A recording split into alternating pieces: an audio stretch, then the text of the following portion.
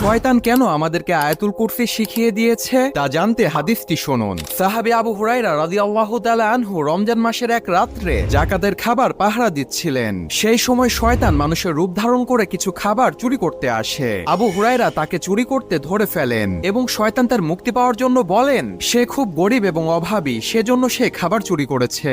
আবু হুরায়রা তার কষ্ট দেখে তাকে ছেড়ে দিলেন। দ্বিতীয় দিনে ঠিক একই ঘটনা ঘটে এবং শয়তান আবারও মুক্তি চায়। সেই রাত্রেও তাকে ছেড়ে দেওয়া হয়। তৃতীয় দিনে শয়তান আবারও চুরি করতে আসে, কিন্তু আবু হুরায়রা তাকে ধরে আর ছাড়লেন না। তখন শয়তান তার নিজের জীবন বাঁচানোর জন্য বলল, তুমি আমাকে ছেড়ে দাও, আমি এর বিনিময়ে তোমাকে এমন একটি জিনিস শিখিয়ে দিব যা করলে তোমাকে আল্লাহ তাআলা শয়তান থেকে রক্ষা করবে। এই বলে তখন সে শয়তান আয়াতুল কুরসি শিখিয়ে দিলেন। এই ঘটনা সাহাবী আবু হুরায়রা রাসূল সাল্লাল্লাহু আলাইহি ওয়াসাল্লামের কাছে বর্ণনা করলেন। তখন রাসূল বললেন, সে শয়তান তোমাকে সত্য বলেছে।